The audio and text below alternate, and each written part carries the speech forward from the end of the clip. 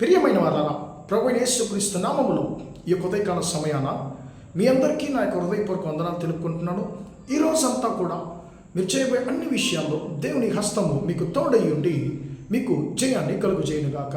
ప్రియమైన దేవుని బిడ్డలారా, అపోస్తల కార్యము 18వ అధ్యాయము 10వ వచనంలో దేవుడు అపోస్తలుడైనటువంటి పౌలు భక్తులతో ఒక మాట మాట్లాడేది మనం చదువుతున్నామండి. ఆ మాట ఏం చెప్తుంది? దేవుడు పౌలు భక్తులతో ఇలా అంటున్నాడు, నేను నీకు తోడై ఉన్నాను, నీకు హాని చేయుటకు నీ మీదికి ఎవడును రాడు అనేటువంటి మాటను మనం ఇక్కడ చదువుతామండి. ప్రియమైన దేవుని బిడ్డలారా, ఇది ఎలాంటి సందర్భంలో పౌలు భక్తునికి దేవుని ద్వారా చెప్పబడినటువంటి ఒక వాగ్దానము అనేటువంటి మాటను గమనించినట్లయితే, పౌలు భక్తుడు కొరింథీ పట్టణంలో దేవుని యొక్క పరిచర్య చేస్తున్నాడు. ఆ పరిచర్యలో ఆయనకి అనేకమైనటువంటి వ్యతిరేకమైనటువంటి క్రియలు ఆయనకి విరోధంగా జరుగుతున్నవి. అప్పుడు ఆయన ఎదుర్కొంటున్నటువంటి ఆ యొక్క పరిస్థితుల్లో ఆయన కొంచెం సొమ్మసిల్లిపోయినడానికి అవకాశం ఉందండి. అలాంటి సొమ్మసిల్లిపోయినటువంటి సందర్భంలో దేవుడు పౌలుతో ఒక మాట అంటున్నాడు, పౌలు, నేను నీకు తోడై ఉన్నాను, నువ్వు భయపడొద్దు, నీకు హాని చేయుటకు ఎవడు నీ మీదికి రాడు అనేటువంటి మాటను మనం ఇక్కడ గమనిస్తున్నాము. ఎవని చెయ్యి నీ మీద పడదు అనేటువంటి మాట తమిళ బైబిల్లో రాయబడిందండి. ప్రియమైన దేవుని బిడ్డలారా, చాలాసార్లు మనము ఎదుర్కొనేటువంటి సమస్యల నిమిత్తంగా భయపడుతూ ఉంటాము. నాకేం జరుగుతుందో, నన్ను ఏమన్నా చేస్తారేమో, నా జీవితంలో ఇంకా దీని తర్వాత ఏం జరుగుతుంది అనేటువంటి కొన్ని భయాలు ప్రియమైన దేవుని బిడ్డలారా మన ఒక్కొక్కరికి ఉండడము సర్దానే అండి. ఎందుకంటే మనం మనుషులం కాబట్టి. కానీ ప్రియులారా, ఏది ఎలా ఉన్నా కూడా ఈ ఉదయకాల సమయంలో తండ్రి అయిన దేవుడు మనతో మాట్లాడుతున్నాడు, నీతో మాట్లాడుతున్నాడు. నువ్వు భయపడద్దు, నీకు హాని చేయుటకు ఎవడు నీ మీదకి రాడు అని చెప్పి దేవుడు మనతో మాట్లాడుతున్నాడు. ఎందుకంటే నేను నీకు తోడై ఉన్నానని చెప్పి ఆయన అంటున్నాడు. ప్రియమైన దేవుని బిడ్డలారా, యోసేపు గురించి మనం చదివినట్లయితే ఆదికాండము 37వ అధ్యాయము 20వ వచనంలో మనం చదివినట్లయితే, యోసేపు యొక్క అన్నలు 10 మంది అతనికి విరోధంగా క్రియ చేసి అతను చంపాలని చెప్పి ఉద్దేశిస్తున్నారు. అని ఏమంటున్నారు? ఆ యొక్క ఆదికాండం 37వ అధ్యాయం 20వ వచనంలో ఇలా సెలవిస్తుంది, వానిని మనము చంపి ఈ గుంటలలో ఒక దానిలో పడవేసి ఒక దుష్ట మృగము వాడిని తినివేసెను అని చెప్పి మనం చెప్పుదాము మన యొక్క తండ్రితో అని చెప్పి వారు యోసేపుని చంపివేయడానికి ఉద్దేశిస్తున్నారు. వాని మీద తన యొక్క చేతులు వేసి వాడిని చంపివేయాలని చెప్పి ఉద్దేశిస్తున్నారు.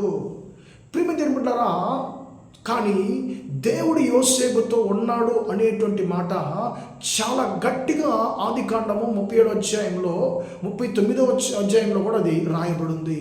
దేవుడు యోసేపుకు తోడై ఉన్నాడు కాబట్టి మనుషుల యొక్క చేతులు అతని మీద పడకుండా దేవుడు ఆయన రక్షించాడు. మనుషులు తనకు సొంత అన్నలు 10 మంది ఆయన చంపివేయాలని చెప్పి ఉద్దేశిస్తున్నారు. ఒకవైపేమో 10 మంది అన్నలు అందరూ యోసేపు కన్నా పెద్దవారే, మరోవైపేమో యోసేపు ఒక్కడే. శత్రువులు అనేకులు ఉన్నారు. ఈయన 10 మందితో ఈయన ఒక్కడే పోరాడాలి తన ప్రాణాన్ని రక్షించుకోవడానికి. ఇలాంటి సందర్భాలు కొన్నిసార్లు మన జీవితంలో కూడా కలుగుతాయండి. మన శత్రువులు మనకన్నా బలవంతులుగా ఉంటారు, మన శత్రువులు మనకన్నా ఎక్కువ మందిగా ఉంటారు, మన శత్రువులు మనకన్నా అధికారం గల వారిగా ఉంటారు, అన్నిట్లో వారు గొప్పవారిగా ఉంటారు. వారందరితో మనము ఒంటరిగా వారితో పోరాడాల్సి వస్తుంది చాలాసార్లు.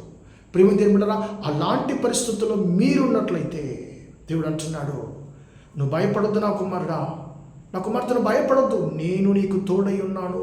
నీ శత్రువులు ఎంతమంది అయినా పర్వాలేదు, వారు ఎలాంటి వారైనా పర్వాలేదు, నీకు హాని చేయుటకు నీ మీదికి ఎవడను రాడు అని చెప్పి ఆయన అంటున్నాడు. ప్రియమైన దేవుని బిడ్డలారా, యోసేపు గురించి దేవుని యొక్క ప్రణాళిక సాతానుకు తెలుసు కాబట్టి సాతాను యోసేపుని నాశనం చేయాలని చెప్పి యోసేపు యొక్క జీవితంలో దేవుని యొక్క చిత్తం నెరవేరకుండా తన సొంత అన్నలని రచ్చగొడుతున్నాడు. కానీ ప్రియమైన దేవుని బిడ్డలారా, దేవుని మహాకృపను బట్టి దేవుడు యోసేపుని రక్షిస్తున్నాడు, కాపాడుతున్నాడు. ప్రియమైన దేవుని బిడ్డ, చివరికి ఏం జరిగింది? దేవుని యొక్క చిత్తం ఏంటి? యోసేపు ఐగుప్తు దేశంలో కొన్ని సమస్యలు ఆయన ఎదుర్కోవాలి, కొన్ని ఉపద్రవాలకు ఆయన గురి అవ్వాలి. తర్వాత ఐగుప్తు దేశంలో ఆయన హెచ్చించబడాలి, ఆ అధిపతిగా ఆయన హెచ్చించబడాలి. ఆయన ద్వారా ఆ రోజుల్లో ఉన్నటువంటి అన్ని దేశాలు పోషించబడాలి, తన అన్నలకు ముందుగా ఆయన హెచ్చించబడాలనే దేవుని చిత్తము. ప్రేమ దేవుడా, దానికి ముందుగా కొన్ని శోధనలు ఆయన భరించవలసింది ఆయనకి చాలా ప్రాముఖ్యంగా ఉన్నది. ప్రేమ దేవుడా, మీరు ఇలాంటి శోధనలు ఎదుర్కొంటున్నారా? మీ చుట్టూ శత్రువులు ఉన్నారా? ప్రేమ దేవుడా, అందరూ మీకన్నా బలవంతులుగా ఉన్నారా? ఈ లోకాన్ని సృష్టించినటువంటి దేవుడు మీకు తోడై ఉన్నాడు. నీకు హాని చేయుటకు నీ మీద ఏ యొక్క మనిషి కూడా తన చేయిని చాపలేడు అని చెప్పి దేవుడు ఈ యొక్క ఉదయకాల సమయాన నీతో ఆయన వాగ్దానం చేస్తున్నాడు. శత్రువు నిన్ను హతం చేస్తాను, అలా చేస్తాను, ఇలా చేస్తాను, నిన్ను ఇక్కడి నుంచి నేను తరిమేస్తానో చూడని చెప్పి నీకు విరోధంగా సవాలు చేసినా పర్వాలేదు. ప్రేమ దేవుడా, మన్నైన మనుషులు నీకు విరోధంగా ఎంతమంది ఉన్నా కూడా మన్నుతో మనిషిని చేసినటువంటి దేవుడు నీకు తోడై ఉన్నాడు. వారి యొక్క ప్రాణమును తన గుప్పిటిలో పెట్టుకొని ఉన్నటువంటి దేవుడు నీకు తోడై ఉన్నాడు. ఆయన నిన్ను రక్షిస్తానని చెప్పి నీకు వాగ్దానం చేస్తున్నాడు. నీ శత్రువులకు ముందుగా నేను నిన్ను హెచ్చిస్తానని చెప్పి వాగ్దానం చేస్తున్నాడు. కాబట్టి దేవుని యొక్క మాటల మీద మనం ఆధారపడదాము, దేవుని వైపు మాత్రము మనం చూద్దాము. ఆయన ఖచ్చితంగా తన మాటను మన జీవితంలో నిలబెట్టుకోవడానికి ఆయన సమర్థుడిగా ఉన్నాడు. ప్రార్థన చేద్దాము. ప్రేమగల మా తండ్రి, ఈ దయగల దేవ, ఇంతవరకు ఈ మాటలు విన్న తండ్రి, నీ బిడ్డలు మీరు దీవించండి, ఆశీర్వదించండి. అయ్యా, నువ్వు పౌలుతో చెప్పావయ్యా, నేను నీకు తోడై ఉన్నాను, నీకు హాని చేయుటకు నీ మీదకి ఎవరు రాడని చెప్పి తండ్రి వాగ్దానం చేస్తున్న దేవుడు. అయ్యా, యోసేపుకు విరోధంగా తన అన్నలు తండ్రి లేచినా కూడా, ఆయన చంపేయని చెప్పి ఉద్దేశించినా కూడా తండ్రి, వారి యొక్క చేతులు యోసేపు మీద పడకుండా తండ్రి యోసేపుని రక్షించిన దేవుడు.